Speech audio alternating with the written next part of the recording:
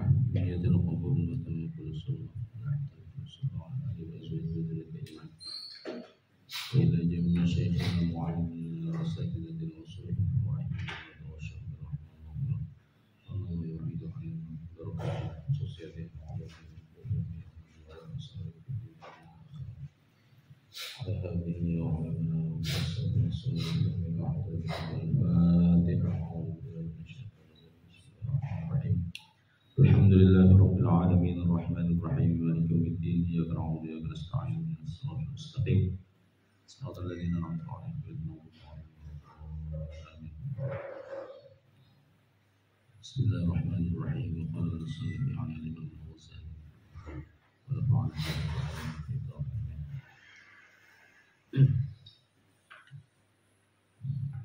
di halaman berapa halaman yang tempat berapa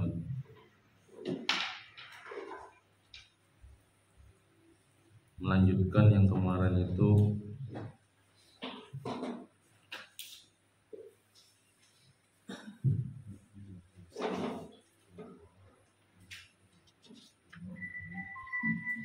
wa hadza aidan tasarrufun bitakhsis.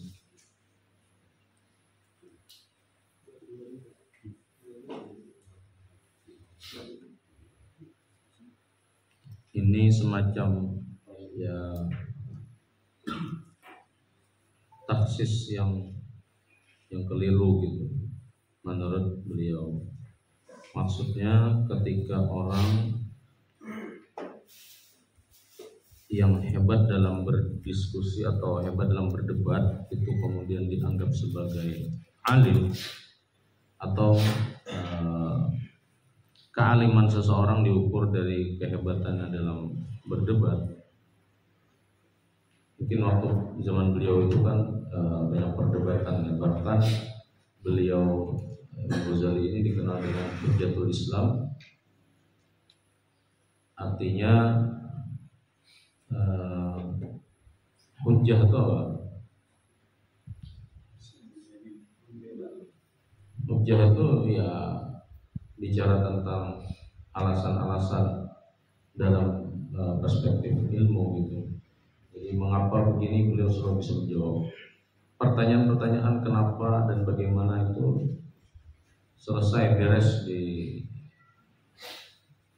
lidah beliau gitu.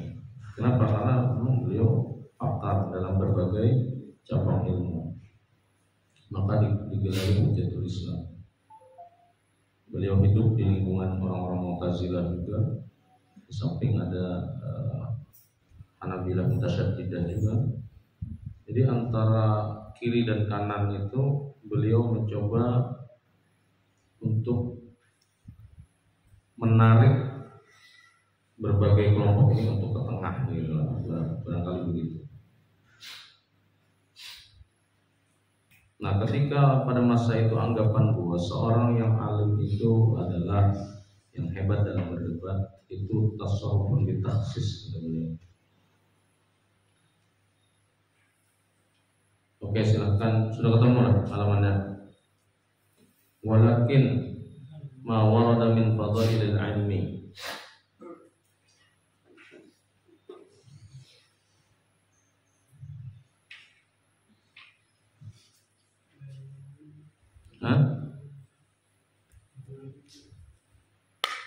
Terima kasih. Insyaallah guru Faridnya. Ya Farid baca.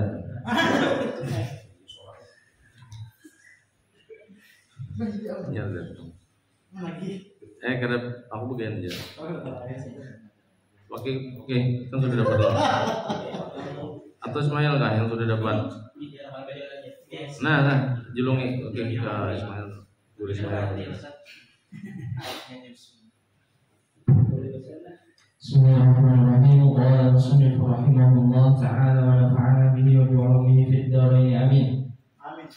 Wa hadha aydan tasarrufun bitakhsisi walakin ma wurida min fadail min fadail al-'ilmi wal 'ulama'i atharuhu fil 'ulama'i billahi ta'ala وبأحكامه وبأفعاله وصفاته وقد صار الآن مطلقا على من لا يحيط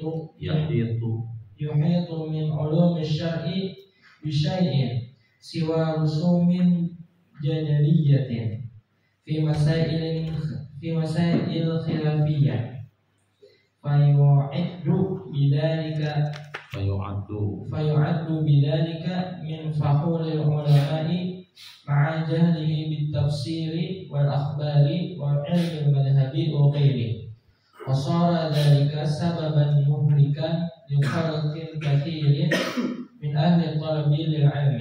Oke, jelaskan Bang.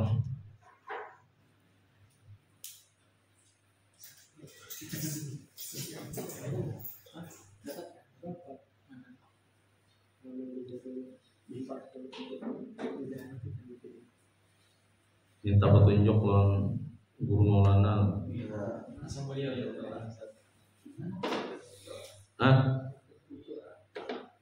Yang mana jadi maksudnya walakin ma warada. Jadi kalau sebelumnya tadi kan ada taksis itu seakan-akan bergeser makna kealiman seseorang itu kepada orang yang ahli berdebat. Di sini Imam Ghazali menyanggah. Padahal faktanya dulu ma warada min fadailil ilmi wal ulama itu kalau di lafaz Ghazali itu ada ulamanya ya. Kalau di kitab saya min fadailil ilmi saja. Faktanya yang tercatat lah istilahnya kan dari keutamaan ilmu dan ulama itu aktsaruhu fil ulama'i billahi ta'ala. Kebanyakan itu definisinya adalah ulama, orang-orang yang alim, orang-orang yang mengetahui billahi ta'ala dengan Allah ta'ala. Maksudnya kalau bahasa kita wayahini itu bukan wayahini aja Bang, sebetulnya dari dulu, cuman yang familiar dengan kita orang Banjar itu adalah ma'rifat kepada Allah ya. Bagaimana ma'rifat kepada Allah itu? Paling mudahnya, bahasa mudahnya itu mengetahui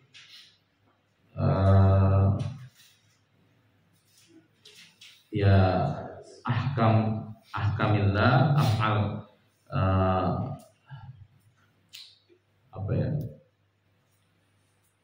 hukum-hukum Allah di sini maksudnya tidak jauh daripada ilmu syariat. Af'al mungkin itu adalah kurang lebih lawan sifat. Ini kalau kita masukkan ke kajian sifat 20 misalnya. Nah, ini lebih banyak pembahasan tentang itu. Jadi nang alim itu dahulu itu adalah menguasai tentang ilmu-ilmu yang seputar itu, mungkin ilmu akidah lah, ilmu akidah, tetapi tidak pada ilmu kalam, ilmu akidah yang dasar.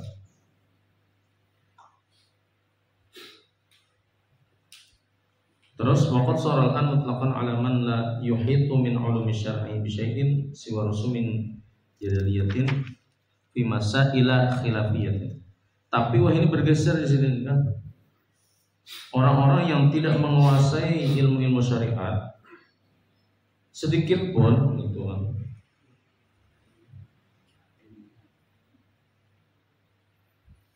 Siwa rusumin jadaliyah, kecuali yang bersifat jadaliyah, perdebatan pada masalah-masalah yang sebetulnya itu furu'iyah saja, khilafiyah. Misalnya sekarang lagi ramai apa? Lagi viral.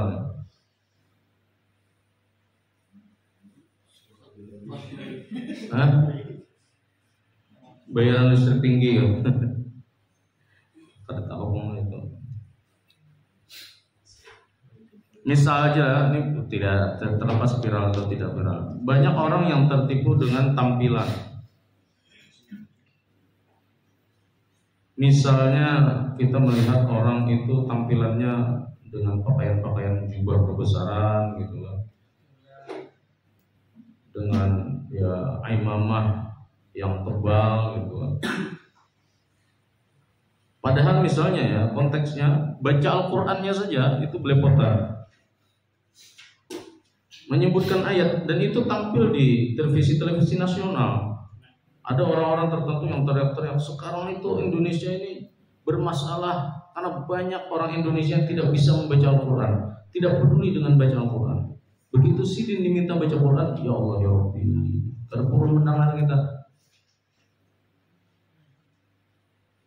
Nah ini banyak ini terjadi. Saya dulu masa-masa seumuran Bang Pian ini, ya dulu di mana ada orang potensi untuk jadi guru, saya datangi.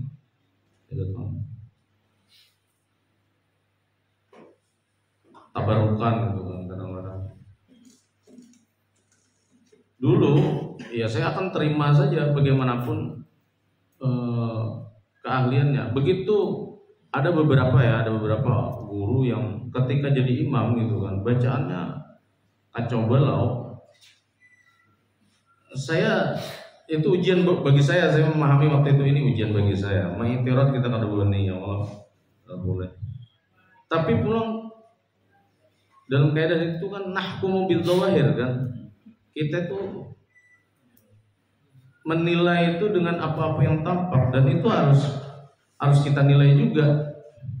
Apalagi kemudian setelah beberapa tahun saya jadi dosen ngajar mata kuliah tahsin tajwid juga. Sudah terbiasa dengan menilai bacaan orang. Meskipun saya seringkali juga berkelahi dengan perasaan saya sendiri. Sebab kalau terus terang saja kalau saya ke masjid gitu kan, terus bacaan imam itu tidak nyaman untuk didengar. Tidak hanya dari kita tidak bicara nyaman tidak nyaman itu adalah iramanya, tidak. Kalau irama saya memaklumi, tidak semua orang punya bakat suara yang enak didengar. Tapi ini bicara tentang tajwidnya saja dulu, fasahahnya, sifat dan makharijul hurufnya dulu. Tapi ya kenapa ya? Soalnya kita ada ditunjuk orang jadi imam.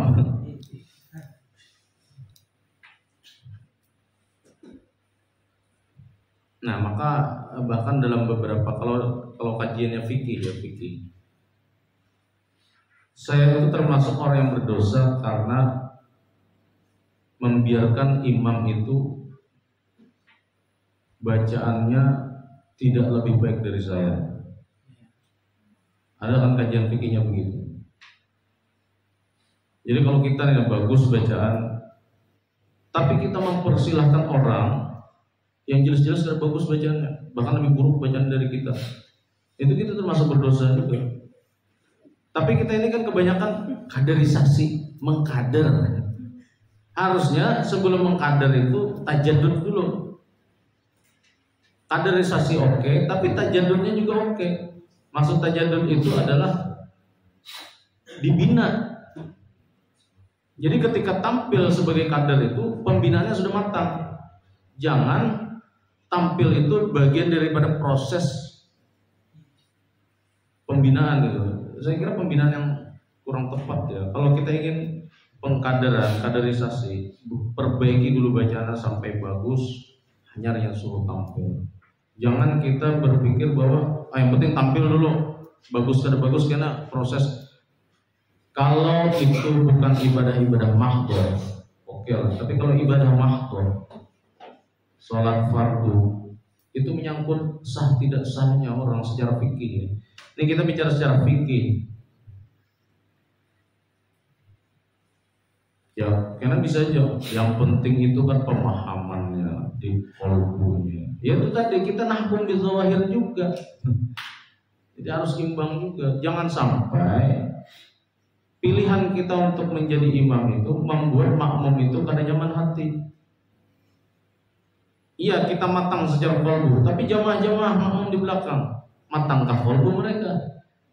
Pasti mereka itu ada juga yang tergeser hatinya. Ya Allah, Dia sakitnya bacaan. Tegur nom nggak ada aja makmum itu, bisa tegur nom. Subhanallah, subhanallah.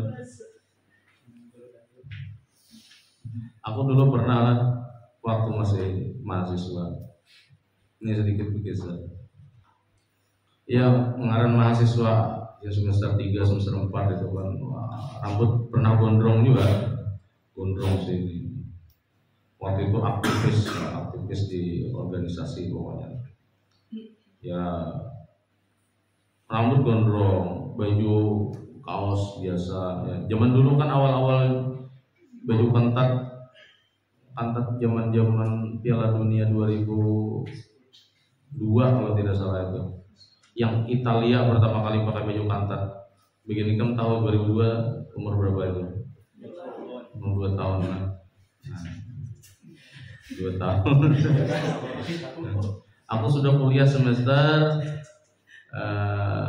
ya harusnya aku angkatan 98. Cuma karena tertunda kan gontor itu kan ya, pengajian 1 tahun kemudian menyesuaikan dengan ini 1 tahun jadi 2 tahun tertunda. Jadi tahun 2000 baru kuliah. Pas bikin pian itu hanya lahir, hanya turun kuliah. Tapi berarti itu sudah semester 4-an lah ya, 2002 itu. Itu Piala Dunia kan, Italia waktu itu pertama kali pakai baju ketat. Nah, setelah itu bertebaran lah baju-baju ketat, terutama baju-baju Liga Italia. AC Milannya juga ketat. Itu zaman-zaman siapa? Tadi nggak tahu lah. Shevchenko waktu itu masih di AC Milan dulu. Saya itu penggemar berat MU untuk Liga Inggris, tapi kalau Liga Italia menyesuaikan kondisi siapa bintangnya di Italia. Di Italia saya tidak pernah konsisten. Kadang suka Juve, kadang suka AC Milan. Tergantung siapa bintang yang lagi bersinar, itu yang dikatakan. Tapi kalau MU dari MU buruk benar sampai MU pernah ini konsisten MU. Sampai sekarang tidak pernah juara-juara tetap kita. Tapi kadang ya kalah. Pokoknya setiap liga saya punya pegangan. Kalau di La Liga Barcelona, mulai berhari juga Barca. Bila Barca ketemu MU, nah udah itu siapa aja yang menang itu kita dukung. Nah jadilah dulu pas waktu itu pakai baju AC Milan loh, AC Milan, lepis Cutbray. Waktu itu zaman 2002 itu masih zaman-zamannya ngetrennya Cutbray. Ya saya pernah muda juga. Cuma waktu itu sembahyang di mall. Ya, biasa kan kalau anak Ciputat itu kalau ingin ke mall itu daerah Bintaro Plaza namanya, BIP Bintaro Indah Plaza. Jadi ke BIP kan waktu masuk maghrib ya kita sholat di musolanya di belakang mall itu. Saya bersama teman-teman saya anak-anak PTIK ya, anak-anak PTIK ini pengangguran semua. Kemudian pas maghrib itu karena kami sungsung pas orang azan kami langsung ke musola, otomatis jamaah itu masih sepi. Maksudnya orangnya ya tidak seberapa gitu. Ini biasanya jamaah tuh pas sudah antri wudhu itu hanya banyak karena terpanjang di bawah gitu. Singkat kata saya tidak mau jadi imam sebetulnya karena yang muadzin yang bilalnya itu pakai imamah, pakai sorban, pakai baju ini gamis ya kan, putih serba putih. Ini betul-betul ya kenyataan yang saya alami waktu itu.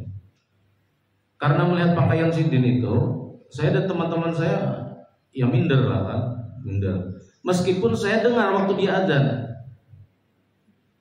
azan itu kalau orang kada fasih itu kawa diukur, pelafalan hurufnya itu kalau diukur, orang ini hanya tahu Islam itu kalau diukur.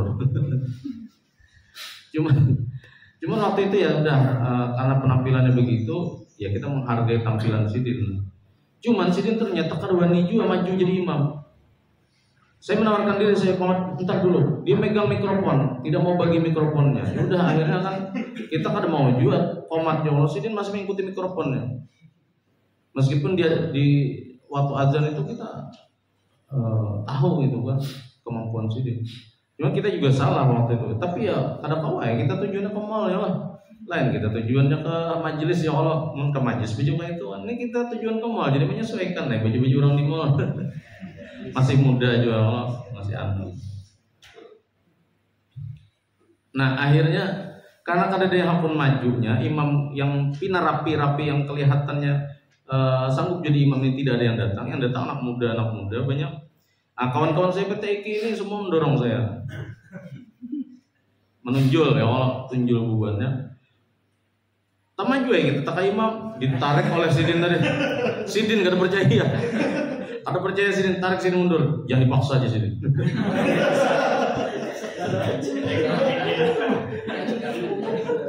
Masalahnya kawanan PTIK kurang lebih aja tampilannya juga pakai baju kaos juga, pakai celana levis juga kan.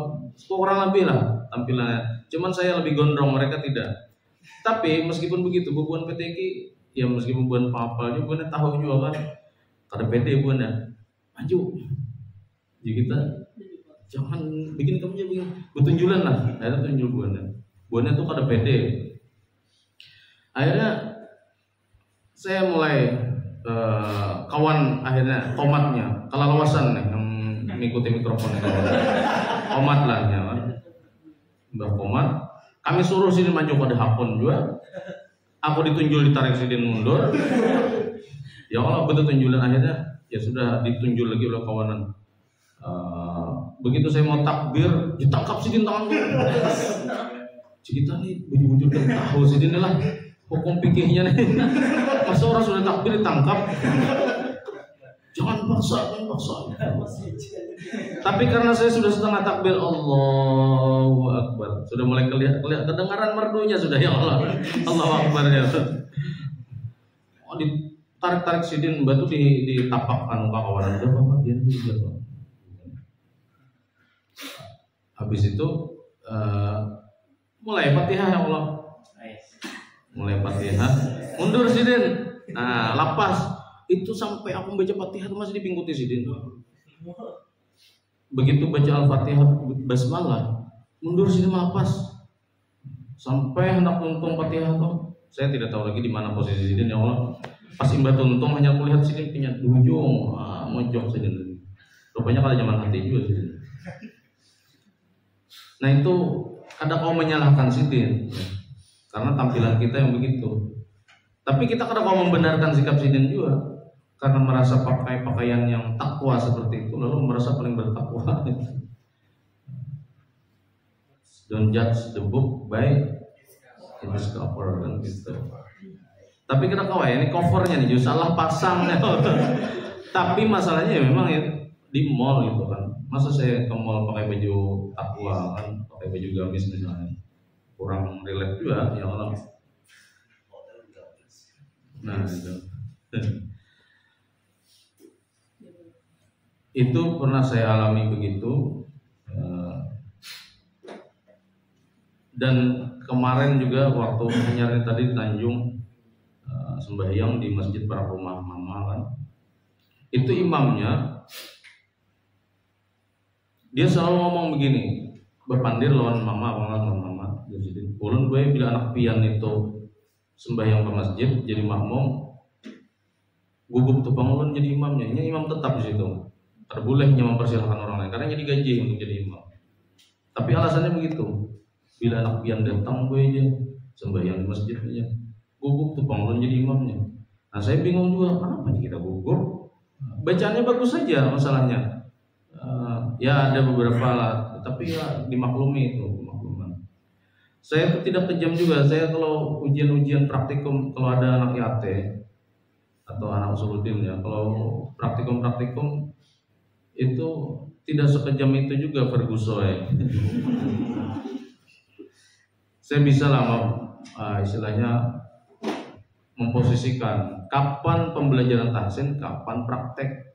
Kalau praktek saya tidak menuntut lagi mereka harus fasih bacanya, tapi saya nilai. Meskipun dengan nilai ya pas-pasan gitu kan. Tapi harus begitu. Kecuali saat saya ngajar tahsin ya harus fasih. Nah itu yang paling sering terjadi begitu ya. Kita mau ukur kealiman orang itu dari bacaan Qur'annya saja dulu, itu sudah bisa kita ukur. Karena apa? Al-Quran itu kitab suci kita yang mesti sering kita baca. Kita harus sering berinteraksi dengannya. Bukti kita sering interaksi dengannya itu adalah bacaannya pertama itu. Kita nahkum bidzawahirnya dulu. Bacaannya bagaimana?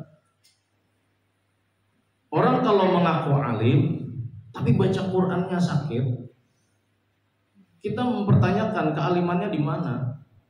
Untuk yang standar yang paling dasar saja dia bermasalah. Makanya saya berharap Bubun Pian ini ya, jangan bangga bisa baca kitab ini itu, tapi kalau baca Qur'annya masih belepotan, tidak adil dalam memberikan satu hukum. Dalam satu ayat itu misalnya ada 5 ikhfa saja, ikhfa hakikinya ada 5. Maka antara ikhfa yang pertama dengan ikhfa yang kedua itu harus seimbang. Jangan yang satu atau idgham bi gunnah. Faman ya'mal dengan khairan yarah, itu ada 2 idgham bi gunnah. Yang pertama bacanya bagus, faman ya'mal mithqala dzarratin khairan yarah. Itu yang kedua kan kecepatan itu. Harusnya khairan yarah sama dengan faman ya'mal. Apalagi kalau di dalam satu ayat itu ada beberapa, itu harus adil. Makanya jadi imam itu tidak cukup kita itu hanya paham gitu. Yang paling penting bagaimana mempraktekkan agar adil. Dan itu terkait dengan hal yang paling dasar adalah nafas. Bila nafas kita pendek, itu tuh sering tidak adil tuh. Habis dan nafas habis, lalu seadanya baca. Nah, jadi hal-hal dasar seperti itu harus dikuasai betul. Bugin Pian ini calon-calon tuan guru ke depannya, orang-orang alim, insyaallah sudah pandai baca kitab. Perkuat bacaan Qur'annya ya. Jangan diremehkan bacaan Qur'an itu. Kita bisa menimbulkan kesan baik kepada jamaah itu pada bacaan Qur'an. Kalau kita bisa meyakinkan jamaah bahwa salat kita yang berjamaah yang kita imami itu insya Allah sah karena bacaan kita pas, itu untuk kedepannya itu kan akan membuat nyaman jamaah seperti itu. Kita ayuh jamun kita ya lah. Jalika jajanun jalimin. Biar kayak apa iramanya itu indah. Tapi kalau jalika jajanun jalimin, orang oke Allah orang. Tapi ya jim seperti aneh. Jadi pentinglah untuk yang dasar-dasar itu harus diperkuat. Nah ini man la yuhitu min ulumi syar'i bi syai'in siwa rusumin jadaliyah. Mau masalah berdebat, apalagi kalau di sosial media itu kayaknya paharatnya. Suruh mengaji tapu lilit ya kalau ini apalagi kita kalau di sosial media lah sedikit aja ada aksi, ada reaksi kan begitu kan rumusnya. Ada yang beraksi maka ada reaksi kemudian. Aksinya tuh 5%, reaksinya 10%. Begitu seterusnya. Ya. Masalah ini berdebatkan masail fi masaila khilafiyatin. Nah, kenapa dibaca masaila fi masaila khilaf? Sehingga mansarif. Itu masailnya idhofah kah? Mausuf kah? Man'ut kah itu? Masail itu. Kalau idhofah maka dia tidak boleh dibaca nasab kan? Isim ghair munsharif. malam yudhaf aw yaku ba'da al-radif wa jurra bil fathati ma la yansarif malam yudhaf. Nah itu mudhaf kadanya. Kalau nya kada mudhaf maka dibaca masaila. Kalau nya man'ut, ya itu man'ut berarti fi masaila khilafiyatin. Kenapa khilafiyatin? Karena khilafiyah bukan isim ghairu munsharif dan dia na'at di situ. Man'utnya masaila. Dan dia majrur karena sebelum masail ada huruf jar. Jadi sibuk ribut aja di masalah khilafiyah. Apalagi tahun ini tahun politik. Hati-hati itu bertebaran di sosial media kita tuh. Fayu'addu bidzalika min fuhulil ulama'i ma'a jahlihi bitafsir wal akhbar wa ilmil madhhab wa ghairi. Lalu orang yang harap berdebat tadi dianggap sebagai tokohnya orang alim. Padahal di saat yang sama dia ma'a jahlihi bitafsir. Jangankan ilmu tafsir tadi telah membaca Quran aja gerencayan, kalau baca Quran aja gerencayan, tafsir kada mengerti juga. Yang diandalkan ilmu terjemah aja. Saya ngajar mata kuliah terjemah juga di AT, tapi itu untuk dasar saja. Karena nanti saya ngajar tafsir juga, tafsir A, tafsir B. Nah di tafsir itu kita baru bicara tentang pengembangan dari terjemah. Jadi jangan berhenti pada belajar terjemah. Ini kebanyakan kan belajar terjemah saja. Akhirnya dari terjemah itu menafsirkan seorang. Itu banyak terjadi. Apalagi yang baru belajar gitu kan, saking semangatnya lalu posting sana sini. Nah, itu yang bahaya. Kalau tidak memposting ya, saya kira untuk jadi pemahaman kita dulu ya tidak masalah ya. Ya biasa puber ilmiahnya. Puber intelektual ya. Puber intelektual. Jadi hanya tahu udah kayak pernah nahunya padahal hanya tahu. Ini orang ngaji tafsir kada pernah tapi bicara tentang Al-Qur'an. Sehingga menafsirkan itu menafsirkan parsial. Penafsirannya itu hanya perspektif dia yang menguntungkan kelompok-kelompoknya. Pilihan ayatnya juga yang itu aja. Lalu menafikan ayat-ayat Al-Quran yang lain. Seakan-akan itu pang sudah namujur. Nah itu banyak terjadi tuh. Memilih ayat sebutin aja. Misalnya lah, innallaha la yughayyiru ma biqaumin hatta yughayyiru ma bi anfusihim. Allah tidak merubah satu kaum, nasibnya satu kaum kecuali mereka yang mengubah dirinya. Maka dalam hal apapun kita harus mengandalkan amal pekerjaan kita.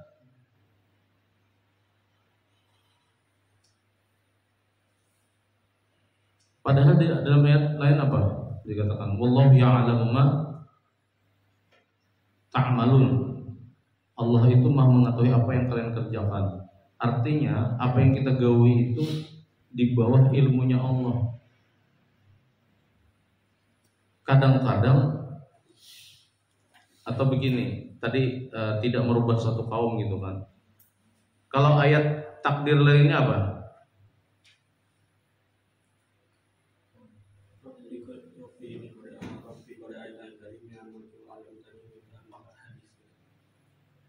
Selain itu yang ringan-ringan aja. Yang itu yang sudah ketentuan Allah itu. Ya bisa juga itu. Jadi innallaha ala kulli syai'in qadir saja itu kalau ditelaah qadirnya itu akan bisa menggeser tadi tuh ayat yang tadi bahwa jangan pernah tidak melibatkan takdir Allah. Nah nanti ada rasanya pembahasan itu di bawahnya. Intinya begitu ya. Banyak orang yang merasa alim padahal di saat yang sama dia banyak tidak menguasai ilmu-ilmu yang dasar. Kealimannya itu karena dianggap kehebatannya dalam berdiskusi atau berdebat, atau kalau bahasa sekarang itu retorikanya hebat gitu kan. Di sosial media dia retoris sekali, hebat menyampaikan pidato-pidatonya sehingga orang terkesima.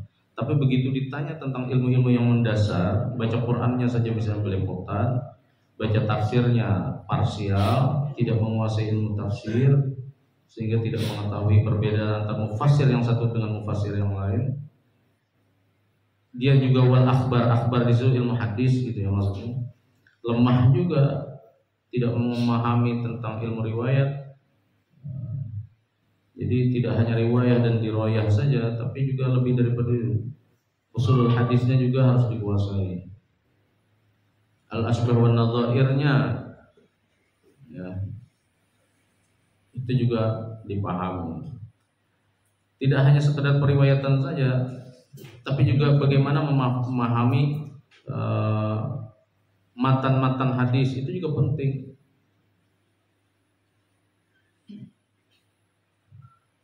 Kalau riwayat itu kan tidak bisa digeser-geser. Kalau sudah riwayatnya itu ada munqati, ya sudah munqati. Tapi kalau matan, redaksi, itu kadang-kadang bisa kita pahami A, kita bisa pahami B juga. Misalnya begini, Nabi suatu ketika didatangi oleh sahabat. Nabi kemudian mengucap salam, Assalamualaikum warahmatullahi wabarakatuh. Sahabat ada yang menjawab Waalaikumsalam. Nabi kemudian mengucapkan 10 asyarah. Ada yang menjawab sampai warahmatullahi isrun ya Nabi 20. Ada yang menjawab warahmatullahi wabarakatuh, Nabi menjawab salasun. Nah, cara orang memahami hadis ini macam-macam. Ada yang memahami tentang pahala membalas salam, ada juga yang memahami dengan hal yang lain, yaitu cara Nabi mengajarkan sahabat. Lihat cara Nabi mengajar. Apa ada cara Nabi di situ menyalah-nyalahkan? Ketika ada sahabat yang tidak sempurna jawabannya, Nabi hanya tetap memberikan reward di situ 10. Tetap ada rewardnya, meskipun cuma 10. Ketika yang agak sempurna dikit 20. Ketika ada yang lebih sempurna 30. Jadi ada yang memahami tentang pahala menjawab salam, tapi ada juga yang memahaminya bahwa cara Nabi mengajar tidak pernah dengan metode yang menyalah-nyalahkan. Nah itu al-akhbar juga, menguasai al-akhbar. Wa ilmil madhab.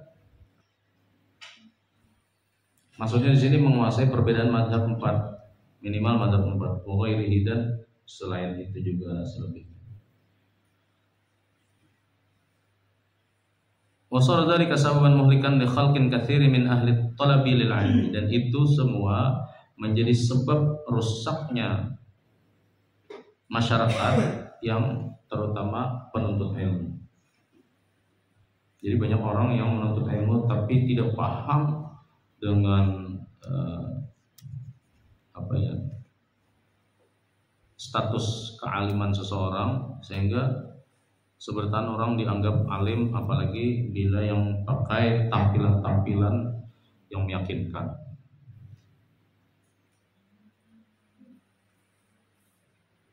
Oke, saya baca biar cepat dikit lah. Al-lafzul tsalits, at-tauhid. Nah, ini lafaz yang ketiga yang mengalami pergeseran juga, lafaz tauhid. Kalau dulu ilmu tauhid itu pure, betul-betul ilmu mengesahkan Allah Ta'ala. Sekarang ilmu tauhid itu sudah jadi platform tertentu. Dakwah tauhid, dengar ya? Dakwah tauhid, dakwah sunnah, itu sudah jadi milik kelompok tertentu, sudah jadi platform. Seakan-akan kalau bukan kajian mereka itu tidak ada dakwah tauhidnya.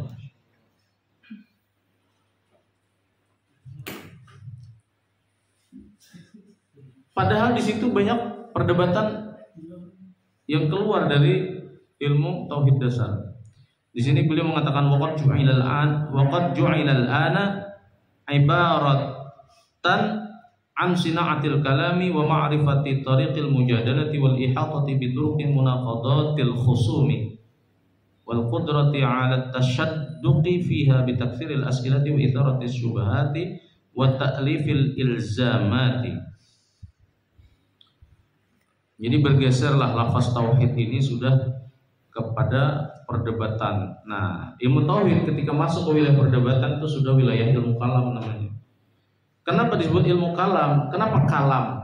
Bukan kolam misalnya. Karena kalam di situ artinya dari berbicara ya. Kalau sudah ilmu tauhid yang diperbicarakan kesana kemari itu sudah larinya ke ilmu kalam. Nah, ilmu kalam ini lebih kepada ilmu perdebatan tentang ilmu tauhid tadi. Ilmu tauhid yang tadinya pure untuk mengenal keesaan Allah itu sudah berubah bentuknya menjadi ilmu perdebatan seputar tauhid itu. Kenapa Allah bertempat? Tepatkah Allah itu bertempat? Atau memang Allah itu berada di arsy? Itu saja diperdebatkan. Yang satu mengatakan Allah tidak bertempat, yang satu mengatakan Allah itu di arsy, ada tempat di situ. Yadullah fawqa aydihim, itu diperdebatkan. Ya tangan Allah, seperti apa tangan Allah hanya Allah yang tahu. Ada yang mengatakan begitu, tapi ada juga yang mengatakan yadun di situ harus ditakwil. Tidak bisa kita tidak mentakwilnya, karena kalau kita tidak mentakwil maka tajassum di situ. Mujassimah kita akan. Nah itu aja perdebatannya. Lalu bergeser. Yang tadinya tauhid itu sudah mengesahkan Allah. Yang penting kita tidak pernah tergantung pada makhluknya misalnya. Itu bergeser perdebatan itu. Tidak hanya sinaatil kalam, membuat redaksi-redaksi dalam ilmu kalam bagaimana menangkal atau merudut, merot kalau bahasa menolaklah, bagaimana menangkis pendapat orang yang mengatakan begini-begini. Nah itu yang dikuasai. Jadi ilmu berdebat saja. Ma'rifat thariqil mujadalah. Nang kayak apa caranya berdebat yang hebat itu bagaimana? Wal ihatah bi turqi munaqadatil khusum. Menguasai nang kayak apa metodenya menyerang balik musuh gitu kan. Kalau tadi itu kan trik-trik dalam berdebat. Nah ini bagaimana supaya punya senjata-senjata untuk mengcounter atau meng-attack musuh-musuh dalam perdebatan itu. Bahkan bisa memojokkan mereka. At-tasyadduq di situ ya. Memojokkan musuh gitu. Dengan cara apa? Bitakfiril as'ilah, dengan cara menyerbu atau merenteti mereka dengan beragam pertanyaan-pertanyaan. Wa itsaratis syubhat, dan juga jejak-jejak yang bersifat syubhat. Maksudnya bagaimana pandangan-pandangan masa lalu yang itu syubhat, itu juga sama tujuannya untuk ta'lifil ilzamat. Itu juga bagaimana mewajibkan yang sebetulnya karena wajib, sehingga sesuatu yang tadinya biasa-biasa saja itu menjadi keharusan gitu. Jenggot itu wajib nggak? Sunnah ya. Itu kalau kita memahami sunnah dalam arti kaidah fikih, maka sunnah itu ya biasa saja. Maksudnya kalau kita kada berjenggot kada berdosa. Nah, tapi kalau ta'lifil ilzamat itu bagaimana caranya orang agar jenggotan, lalu dinarasikan jenggot itu sunnah. Lawan dari sunnah itu adalah tidak sunnah. Lawan dari sunnah adalah ada sunnah. Maka kalau berjenggot itu sunnah, kada berjenggot berarti kada nyunah gitu. Atau bid'ah, kalau bahasa mereka itu bid'ah gitu kan. Jadi hukum itu dipersempit menjadi dua definisi saja. Sunnah, wa ghairu sunnah. Sunnah dan bid'ah kadang-kadang. Kalau saya tidak masalah disebut bid'ah karena saya meyakini ada bid'ah hasanah. Kalau bukan pian yang kadang meyakini ada bid'ah hasanah, itu bisa panas juga ya lah. Disambati orang bid'ah. Kalau saya biasa aja disambati orang bid'ah, ya saya pelaku bid'ah karena saya meyakini ada bid'ah hasanah. Jadi biasa aja dituduh bid'ah, ya iya memang bid'ah saya. Bahkan diri saya, wujud saya sendiri bid'ah. Ya Allah. Diri saya sendiri bid'ah. Begini kan mungkin sama itu adalah awak kita di zaman Nabi. Dari aspek hidung aja kita ini bid'ah benar. Nabi kan bentuknya kan mancung. Nah itu yang mereka kuasai. Hatta laqaba tawaifu minhum fa'il. Hatta laqaba tawaifu minhum anfusahum bi ahli al-'adli wat tauhid.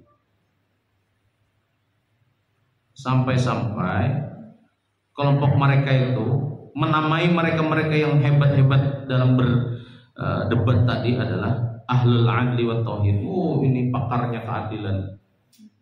Makanya ada partai keadilan ya Allah. Oh, ini partai keadilan. Atau tauhid. Oh, ini dakwah tauhid, ulama-ulama tauhid. Yang lain kada tauhid. Bid'ah tadi wasumiyal mutakallimuna al-ulama'a bit tauhid. Dan dinamailah orang-orang yang pakar ilmu kalam itu sebagai ulama-ulama tauhid. Nah, di sini Sidin kada menyindir siapa-siapa sih. Kebanyakan Mu'tazilah memang disindir. Mu'tazilah yang senang sekali berdebat masalah ilmu kalam. Tapi sebagian Asy'ariyah kan ada juga yang melawannya gitu. Tapi Sidin ini termasuk orang yang mengkanter ya. Mengkanter itu saya kira bukan ofensif tapi defensif. Ma'anna jami'a ma huwa khassatu hadhihi as-sina'ati lam yakun yu'raf minha syai'un fil asr al-awwal. Nah, padahal kakak ini jadi kada dikenal pada masa sahabat, pada masa tabi'in. Bal kana yastaddu minhum an-nakiru ala man kana yaftahu baban minal jadali wal mumarati. Kana yastaddu minhum an-nakiru yastaddu. Jadi an-nakirnya sebagai fa'il. Bahkan pada masa-masa awal itu banyak yang menolak, banyak yang menentang lah, mengingkari bila ada yang mencoba membuka perdebatan-perdebatan kada diherani. Dan itu ketat sekali kada mengheraninya. Bila ada orang yang berdebat dihindari, berdebat kada dilayani. Apa guru sekumpul kan bahari kisahnya kan kayak itu Sidin. Ada yang mendebat mengirimi Sidin, tapi isinya kitab. Tapi kada dilawan di Sidin, kada diheran di Sidin. Kadang-kadang kalau mentalnya kada bagus, ketika kada dilayani itu tambah panas. Tapi kalau orang yang paham nang kakak ini, kada pacang melawannya. Kita ini muhibbin Sidin aja lah. Kalau berguru tuh bahari tahun, ya saya nyantri di Darul Hijrah itu tahun 2092 ya, tahun 92 sampai 95, 96, 92 sampai 96. Wayah itu tuh kada familiar benar, cuman Sidin pernah beberapa kali sekali datang ke pondok kami dulu meresmikan. Nah di situ saya mengenal Sidin. Cuma kenal Habsyi itu saya mulai kelas 5 SD, dikenalkan oleh orang-orang di kampung, bubuhan yang mondok di Al-Falah. Jadi bubuhan Sidin yang mondok di Al-Falah, beli kampung itu pasti melajari kami bahasian kakak-kakak lah. Karena saya memang dari dulu kori ya, lagi kakak-kakak atau kori cilik gitu lah, Tanjung, selalu disurungi mikrofon karena yang dianggap paling bisa mompati lagu-lagu apa guru gitu. Bahar itu ngalih benar menyamakan lagu itu, karena Sidin-Sidin yang membawakan itu kadang bawa rekaman juga. Rekamannya ya suara Sidin. Makanya kita menangguh-nangguhi aja kayak itu kan lagunya. Nah, cuman ya karena berjamaah lalu mirip-mirip lah, ada yang agak bagus suaranya. Nah, bubuhan Sidin itu mengenalkan. Jadi begitu saya mondok, meskipun di Darul Hijrah, kita tidak pernah ke sekumpul karena kada boleh gitu kan. Tapi setiap kali libur kita selalu ke sana. Apalagi pas sudah saya aliyah di Gontor itu, kalau bulik itu kan ada kawanan buat MPK yang kawanan Darul Hijrah itu. Kalau saya ke situ suka dibawa ke sekumpul, cuman sesekali aja kita. Kadang sampai bubuhannya memang tolaah lah bubuhannya. MAPK itu yang paling parah betul. Selain buat Darussalam itu kan memang. Cuman saya memang sudah jatuh cinta dengan Maulid Al-Habsyi itu sejak SD itu. Karena lagu-lagu Sidin itu unik ya. Saya kenal pertama kali lagunya itu Nurul Mustafa. Nurul Mustafa itu kelas 5 SD saya kok nyaman lah gitu lah. Jadi di lingkungan kakawanan kalau yang lain itu bermainan apa, saya bermainan sambil beli itu kok. Karena yang diajari kakak-kakak dari Al-Falah tadi. Saya ingat tuh Haji Saleh yang mengajari itu. Beliau khidmatnya ke Guru Danau ya. Haji Saleh orang dekat Guru Danau. Jadi mengajari kalau ingat benar. Nurul Mustafa Allah lamma nadani huwa. Jadi yang lagu-lagu bahari itu familiar lah. Nah itu ketika saya di Jakarta, saya dan kawan-kawan dari PTIK dan orang-orang Banjar yang kuliah di Ciputat itu, kami misi grup Habsyi dulu. Jadi rancang di undang-undang orang. Di undang-undang terutama bubuhan kurang suki orang Banjar, bubuhan negara, bos-bos kayu. Itu kalau bubuhan Sidin, Bahaul atau apa, itu mengundang kami bubuhan Banjar, Habsyi.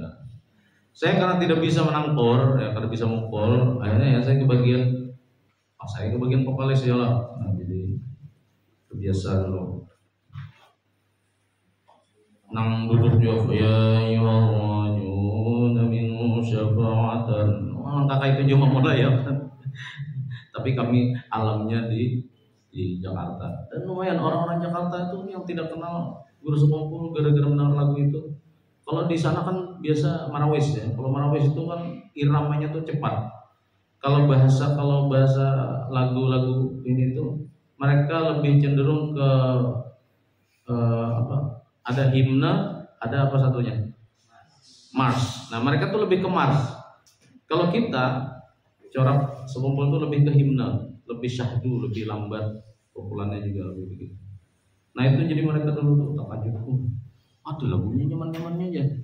Nah, apalagi saya paling hobi bacakan Khobiri itu andalan itu. Bilanya ini orang pina pada tetangga nih muhal bubuhan kami orang Banjar misalnya disepelekan di grup apa gitu kan, karena bubuhan bawa marawis kita hantam lagu Khobiri. Ini masa-masa bahari bang lah kata cuma ada kalau dipanasi sedikit panas itu nah bawakan Khobiri wow gitu lebih nantinya iya ya Allah anti anni tashtaki. Itu kan kalau dimaknai itu mantap itu artinya itu. Meskipun itu dialog Abah Guru dengan Nusaimah. Nusaimah itu apa? Nasim, angin sepoi. Jadi mau curhat kepada angin yang sepoi, sampaikan kerinduan. Mughram itu ya tenggelam dalam cinta kepada Al-Mustafa. Jadi minta salamakan lawan angin yang sepoi.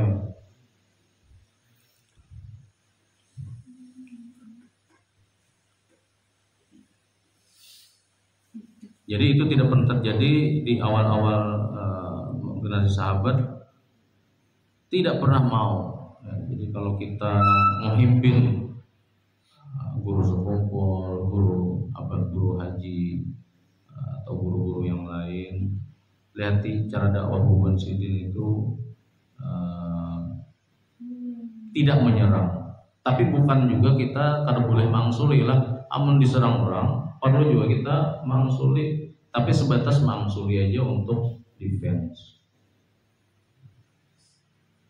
Jar guru ilham, ilmu rudud itu penting juga. Ilmu rudud itu penting juga. Ilmu menangkal serangan-serangan orang terhadap pemahaman kita yang sudah kita pahami secara turun-temurun. Ini harus kita pahami lah. Corak Islam Banjar ini beda dari yang lain. Kita nih Banjar ini ciri khas. Kita lebih tua dari NU, lebih tua dari Muhammadiyah. Karena yang menjadi patokan kita itu Syekh Muhammad Arsyad Al-Banjari. Meskipun perkembangan ilmu fikih kita itu kadang-kadang ada juga yang tidak seirama dengan sini, tapi kiblat Islam Banjar ini ke situ harusnya. Anak NU, anak Muhammadiyah, kalaunya orang Banjar harusnya sanad keilmuannya ke situ, Martapura.